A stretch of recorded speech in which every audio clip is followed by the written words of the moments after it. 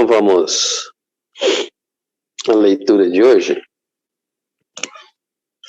do livro Palavras de Vida Eterna, o item 3, Evitando a Tentação. Vigiai e orai, para não entrardes em tentação. Jesus, Marcos, versículos 14 a 38. Vigiar não quer dizer apenas guardar, significa também precaver-se e cuidar. E quem diz cuidar, afirma igualmente trabalhar e defender-se.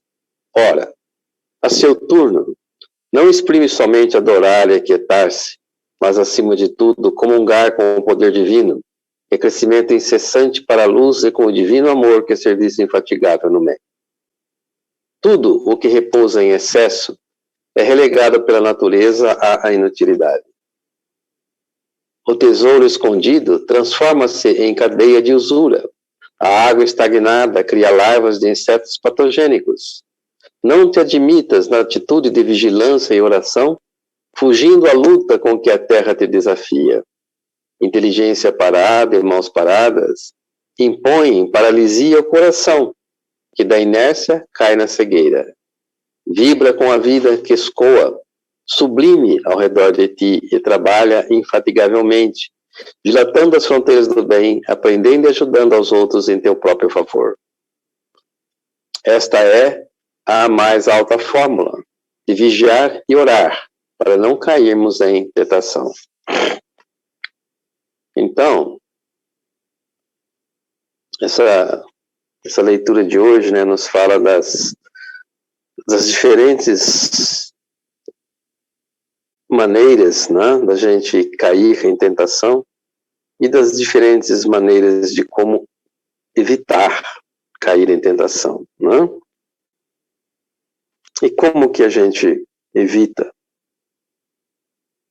Além da questão do vigiar e orar, né, é a questão do exercício, né, diário. É a gente se movimentar, né? O texto faz uma comparação, né, a tudo que para, né, acaba o quê?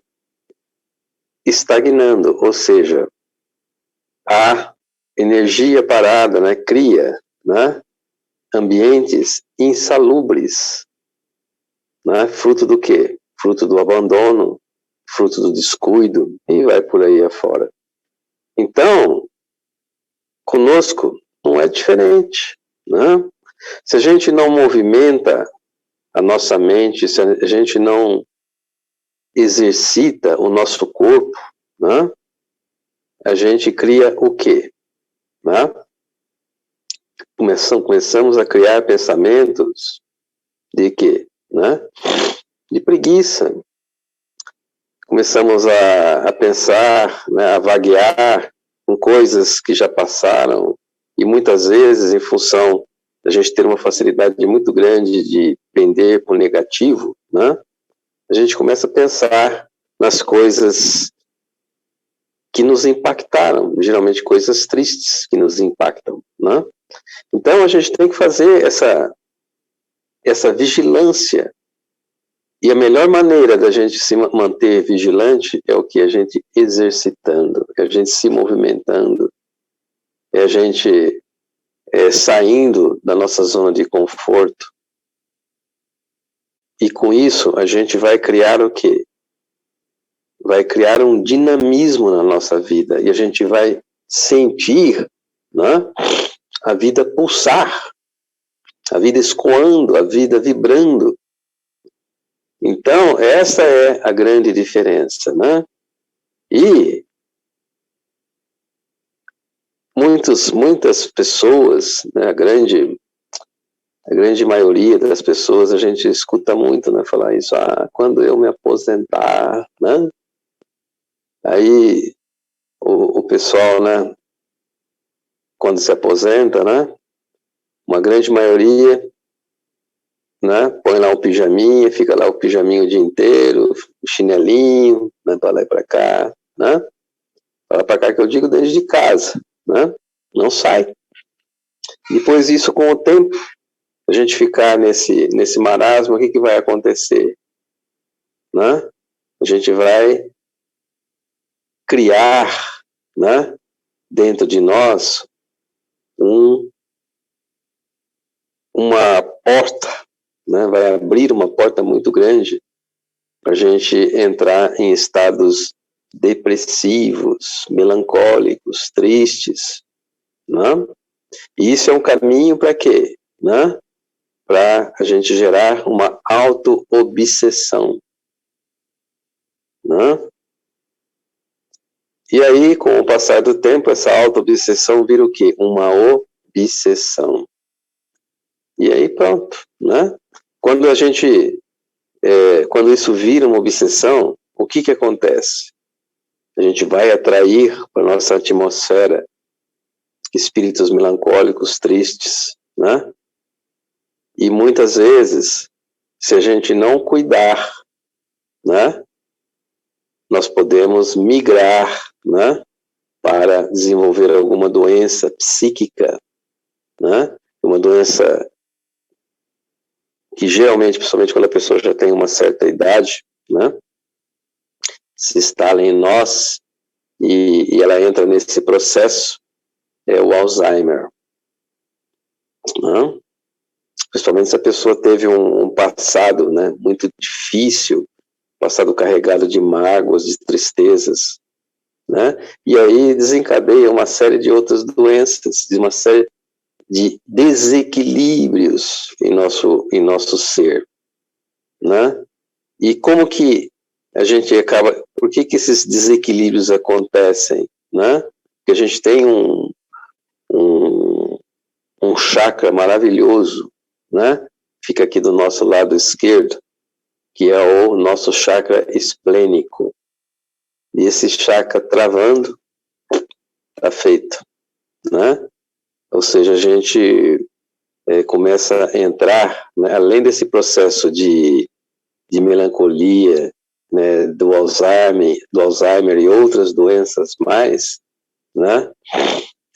Há uma proliferação, né, de distúrbios no nosso corpo como um todo, com o desequilíbrio desse chakra, porque é ele que alimenta os nossos corpos energéticos. E se esse chakra para, né, aí há um desequilíbrio generalizado no nosso corpo, né, em casos extremos, levando à paralisia dos rins, do fígado, do pâncreas, né, e aí, né, o óbito, né, é 100% de chance de acontecer, ok? Então, a gente tem que se movimentar, a gente tem que exercitar, né? A gente começar a olhar as coisas por outro prisma, né? E levar as coisas, né, mais para o lado da alegria, né? E acima de tudo, a gente desenvolver em nós, assim, com muita força de vontade, né, a questão da gratidão diária, e a gente agradecer, né, e a gente procurar o que? Degustar e saborear mais a vida, né? Então, com essas posturas, a gente vai manter aí, né, uma vida sadia, e uma velhice, né, tranquila, serena, né, com saúde. É isso que a gente tem que buscar, né? E o que está acontecendo, né, hoje, né? Por exemplo, nós aqui presentes, né? A maioria aqui está aí tirando a Mônica, deixa eu ver quem está hoje aqui. A Mônica, a Carol, né? A maior parte aqui já está tudo nos 60, né? Então, o que hoje é longevidade, idade média, né? É 75 anos, né?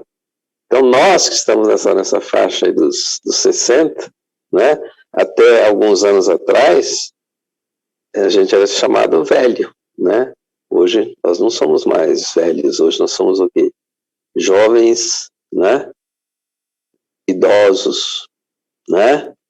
Então, a gente tem uma perspectiva hoje muito grande, e isso vai aumentar, né, gradativamente, porque o que está acontecendo? Está melhorando o quê? Cada vez mais a nossa qualidade de vida, né?